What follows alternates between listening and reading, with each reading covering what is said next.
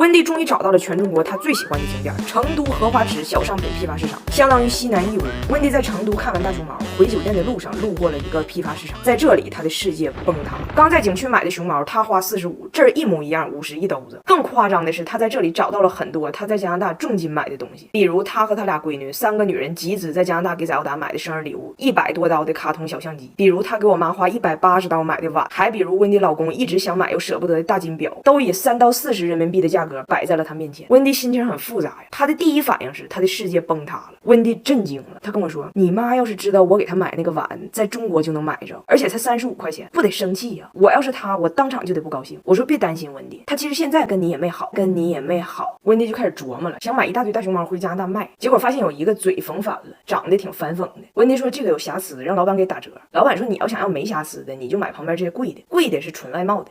这是外贸的哈，真的没有。温蒂说我知道，我这些年买的就是这些纯外贸的，要不我咋穷呢？我就买那些有瑕疵的，我再把它们缝回来。我心想这老太太还真是个苗子，这哪是我婆婆呀？这将来就是一个进出口口岸。我说温蒂好好说，别着急，你好日子搁后头，搁后头。然后温蒂跟疯了似的，下午去了一次批发市场，晚上还去，第2天还要去，第3次去时候我因为有事儿我没去。最后当天是张大铁和翟奥达全程陪同，我不放心，往翟奥达包里还塞根词典笔。到了小商品市场，张大铁搬个小凳往门口一坐，就特别像等媳妇逛街，心里着急去打麻将的老头。发饰区、手串店、钟表店，温蒂在水钻、假玉、假玛瑙之间流连忘返，而且还学会怎么讲价了。因为温蒂出门之前，他的哥哥、我爸给了他3条锦囊妙计，都写在了纸条上，怕他没大心给忘了。第一个是对半打8折，第2个是甩头转身走，第3个是回头抹个0。我一看这锦囊都是英文的，我说那你们当时咋沟通的呢？我爸说这锦囊包括他们要买啥都是有道词典笔翻译的，这个6000万超大词库能做到有问必答，翟奥达英汉之间有啥问题随时问，还能跟有道词典笔里的 Echo 自由聊天，真人外交练习。我说行挺好，你们去吧。有道神笔划一划，文化壁垒算个啥？温蒂带着锦囊就出发开始实操了，看着个红裤衩问人多少钱，老板说45。温蒂按照锦囊第1条对半打8折，用手机一算说18，老板说不行。然后我就发现这外国人吧，他一旦了解了什么流程，他就死守。第2个写的是甩头转身走，温蒂2话没说呀，抱着拿铁就走了，走得很突然，都没来得及留下一句话，也没讲价啊。人老板以为他还要撒尿憋不住了，撒尿憋不住了，根本没有人喊他，人自己转头就回来了。最后1块钱没讲下去，回来跟我说你爸这锦囊也不好使。我说那不得叫你再回来吗？他说那你爸可没写，最后一站，温蒂走入了他神往的钟表区，说要给自己老头送个钟，因为他手表的指针不走了。我说你要是老给他送，他生命的指针也够呛，也够呛。不过没事，温蒂，你好日子搁后头呢。我今天呢，想真心跟大家分享一下我的外国婆婆教我的如何做女人，我受益终身。我婆婆温蒂告诉我，今天我把话就撂这儿，你不用指望任何一个男的天生就会当爹，这事儿你肯定改变不了了。但是你能改变的是，让他也知道女的生来也不会当妈，然后给他洗脑，也给孩子洗脑。世上只有爸爸好，就夸他，就让他带，不管他把孩带啥样，只要喂足就忍住，小不忍则一生愁。然后我就做出了改变。吃一口，吃一口，给妈吃一个，好不好？给妈吃一个，吃脚，长大个。哎，大口，哎呀，这盘都是素的，酸菜篓子，这盘就这俩肉的。你们喜欢吃肉的还是素的呀？肉的，巧了，妈妈也喜欢吃肉的。我告诉你朋友啊，我告诉你，找你爸包吧。呼的辣的。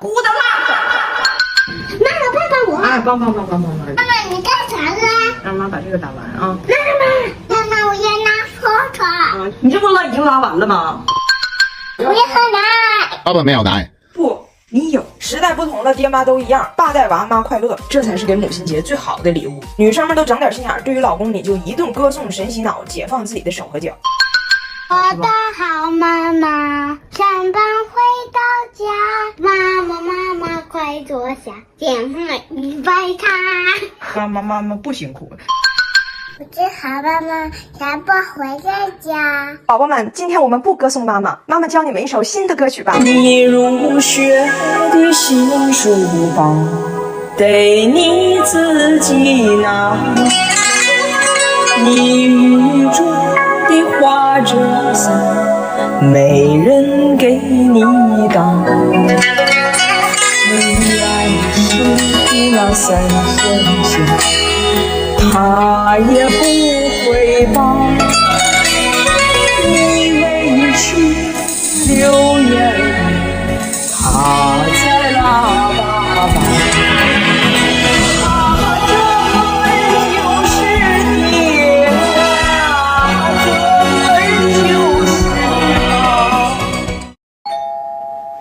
你好，哥，我是咱们这小区的物业经理。啊，我听不到。他听不懂，我来跟你说，看这个。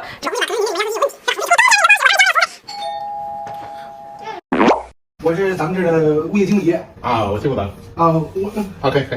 你好姐，这您老公是吧？他听不懂。他听不懂，这该死的命运我也听不懂。我来自尼泊尔，听不懂。啊，听不懂。听不懂，老外。空调吹冷风，Ooh, that's very nice。冷风。啊耶，冷风。听不懂。我听不懂，我也不明白。咱俩说哥啊。车坏的时候你没有来，现在邀请你来了，不给你。老公。哎呀妈，这文化差异能吓死人！我婆婆今天早上从酒店出发，是这么下楼的。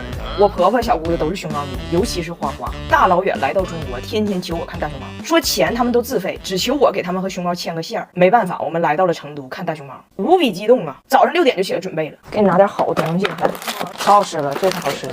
但是温迪太吓人了，她不想让任何人错过，于是把她没能到场的老公 Brian 的照片放大，放在了宰奥达的 pad 上，由宰奥达捧着出的酒店，还捧着照片上的车，还是大车。我下楼给我吓一跳。到了熊猫基地，人那叫一个多，根本看不着熊猫。我告诉他们，我说你逮着空往里头挤就能看着了。温迪说没事儿，现在挤，等人散了，我们自然就看见了。大胖媳妇说这是中国，人不会散，只会更多。于是大胖媳妇就给他妈传授秘籍，怎么往人群里边挪能看着熊猫。他告诉他妈说这都有技巧的，你别瞎挤，别用蛮劲。我告诉你，先挑个能挤的老头，就贼要强那种，紧跟着他，不行就扒拉扒拉他胳膊，就让别人以为你是他老伴儿呢那种感觉。站他身后呢，就别动，就稳住，就熬他，把他熬走，你就上位。大胖媳妇问我说：“你看我跟我妈出这招厉害吗？”我说：“你妈早晨从宾馆出来就开始熬老头，这一天要熬几个呀？结果呢，就温迪一个人敢往前挤，俩姑娘都不行，往那一站，东北话说跟俩橛子似的。但温迪熬老头那熬上劲儿了，熬完老头熬小伙，非常沉醉，完全没看女儿啊孙子们都在哪里。回头一看的时候，谁都不在，丢了，这可糟了。因为温迪这次来中国呢，没舍得办电话卡，只有加拿大的电话卡。他倒是可以打电话，就是国际漫游比较贵。我真服了哈，人生地不熟的还不会说汉语，人就能挺住，就是不打，在人群中猛找。但是温迪命是真好，他居然用眼睛烧到了人群中一个女子，正拿着手机向另一个女子炫耀。你看我拍这是谁？这不张大铁吗？你知道不？就那个不会说英语的小外国人。温迪一把人家薅住了，问人你这是在哪儿拍的？就这人，告诉我。于是温迪1分钱没花，成功找到了我们。熊猫是一眼没看着，因为他们不会挤，只能买点熊猫伴手礼。拿铁和宰奥达俩孩子管奶奶要熊猫娃娃和书包。温迪咬了咬牙，只给自己买了一个，还买了一盒熊猫巧克力饼干，一盒10片，弄花25，而且只有拿铁和宰奥达一人分着1片。大胖媳妇和俩妹妹都不让碰。我说温迪啊，快中秋节了，大过节的，你不舍得我舍得。中秋节我们吃那种象征团圆的饼，我都准备好了。你尝尝这诺凡巧克力月饼，纯可可脂的黑巧，搭配9款花式夹心，非常适合中秋团聚和家人们一起分享。尤其是海盐芝士黑松露味儿，听着高级，入口奢靡。黑松露还流心。温迪一听黑松露，眼睛都亮了。吃完连连称赞呢，巧克力丝滑，夹心柔软，美味的 level 直接拉满。温迪本来挺开心，没看着熊猫，但买了个熊猫娃娃也可以显摆一下。可是没想到我们回家的路上，路过一个小商品商城，在那里温迪的世界崩塌了。温迪刚买的熊猫花了35，在这里一模一样的熊猫3块钱一个，一兜子50。温迪决定不走了，别的景点也不去了，明天就去那儿进货，进他3车货，回家那找个景区就从事小商品转手倒卖，预计明年还完房贷。